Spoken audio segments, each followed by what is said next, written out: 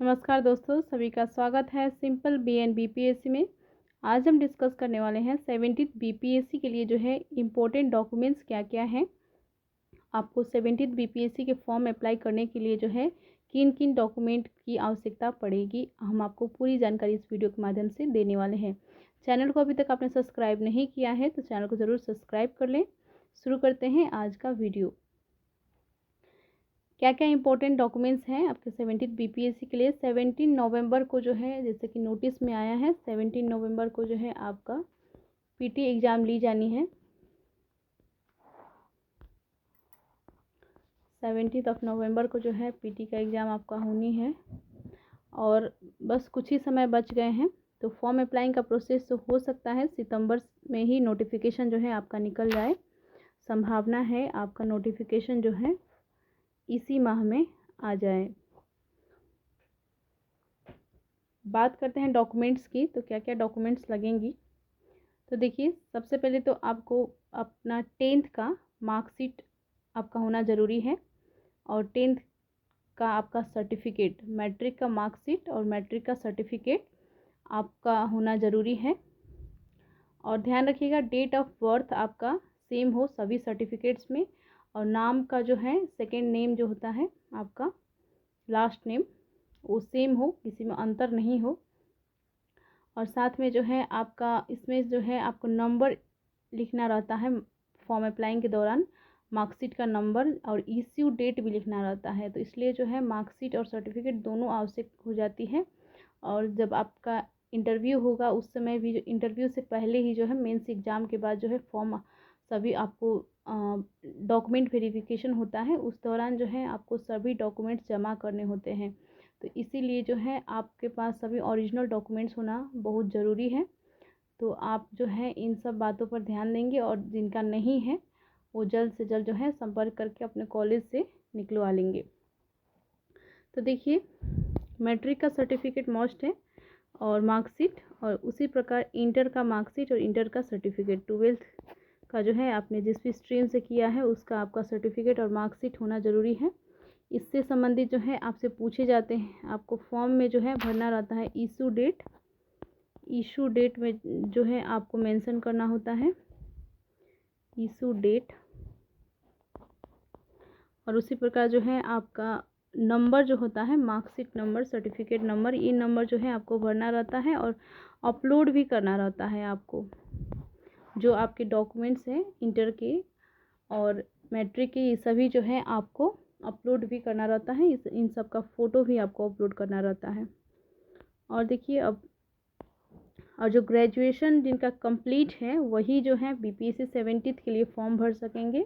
जिनका अभी कंप्लीट नहीं हुआ है, जो फाइनल ईयर में है, वो जो है नहीं दे सकते हैं, नहीं फॉर्म को अप्लाई कर सकते हैं, वो इस एग्ज़ाम को नहीं दे सकते हैं। ग्रेजुएशन कंप्लीट होने के पश्चात ही जो है आप इस एग्ज़ाम के लिए एलिजिबल होते हैं।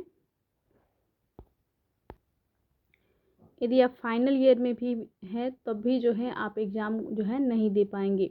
तो आप जो है 71th बीपीएससी के लिए एलिजिबल होंगे आफ्टर कंप्लीटिंग योर ग्रेजुएशन। और ग्रेजुएशन का मार्कशीट आपकी आवश्यकता पड़ेगी, फर्स्ट सेकंड थर्ड तीनों ईयर का, और साथ में जो है सर्टिफिकेट जो है यदि आपके पास ओरिजिनल नहीं है ग्रेजुएशन का तो आप जो है प्रोविजनल मार्कशीट से भी आपका हो जाएगा।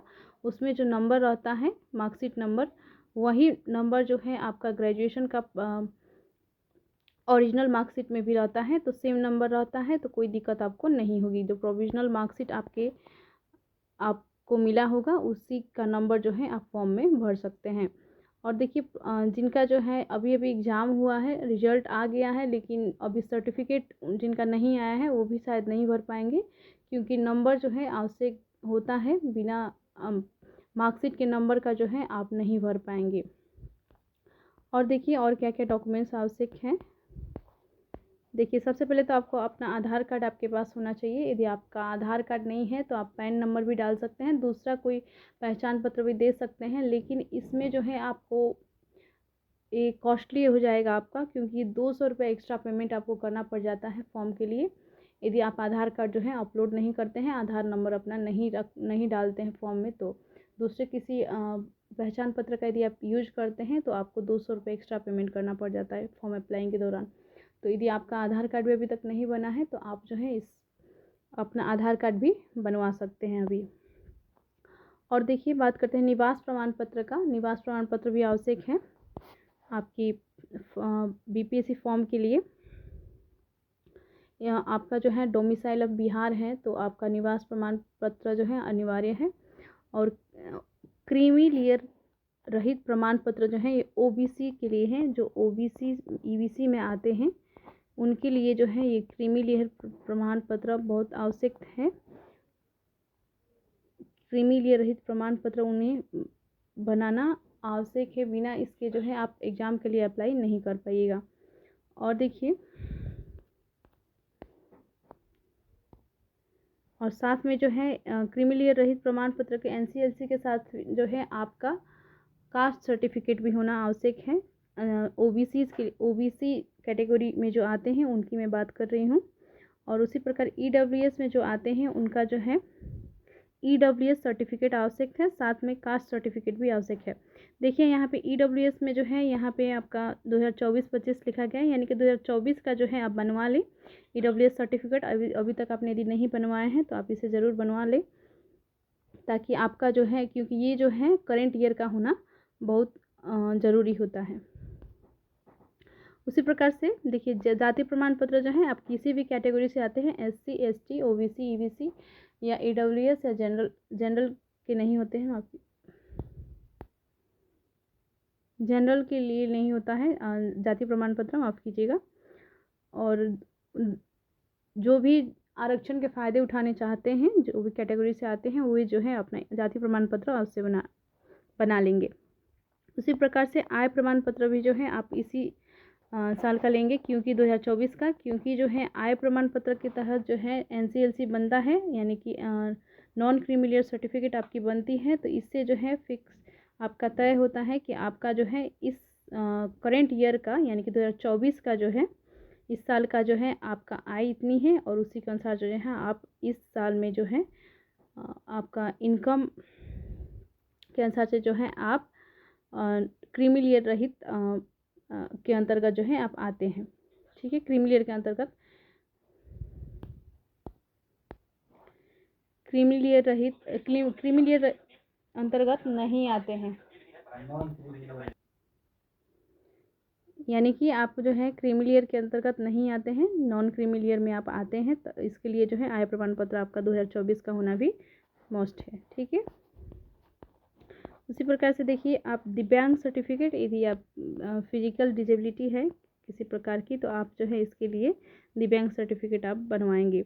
उसी प्रकार से देखिए एससी एसटी सर्टिफिकेट होना चाहिए, एससी एसटी के लिए है ये। और उसी प्रकार से जो है आपका एक ईमेल आईडी होना चाहिए जिसपे जो है मैसेजेस कुछ आपको भेजे जा सकते हैं आयोग द्वारा, बिहार लोक सेवा आयोग द्वारा। और उसी प्रकार एक फ़ोन नंबर जो है आपका फिक्स रखें, बार बार नंबर कोई चेंज करते रहते हैं, बहुत सारे स्टूडेंट होते हैं तो उनको जो है दिक्कत हो जाती है। कोई यदि मैसेज आया है आयोग द्वारा भेजा गया है तो आपको जो है टाइम पर इन्फॉर्मेशन नहीं मिल पाती है, तो आप एक फ़िक्स नंबर रखें और एक ईमेल आईडी भी अपना ऑफिशियल एक फ़िक्स रखें, ताकि आपको जो है कोई भी मैसेजेज आए, इन्फॉर्मेशन आए आयोग द्वारा तो आपका जो है इधर उधर कुछ नहीं हो। यही सब सर्टिफिकेट जो है आपको बनवा लेनी है, जो नहीं है आप जो है कॉलेज से अपना ले लेंगे। और साथ में जो है जो बनवा सकते हैं अभी भी टाइम है, अब बनवा लें, क्योंकि हो सकता है आपका यदि सितंबर में नहीं आता है तो अक्टूबर में जो है नोटिफिकेशन कहीं निकले और उसके बाद से ही जो है फॉर्म भराएगा। तो अभी समय है, आप जल्द से जल्द इन सभी डॉक्यूमेंट्स को तैयार कर लें और 17 बीपीएससी का फॉर्म यदि आप एलिजिबल हैं तो भर लें। और best of luck for your exam. Thank you.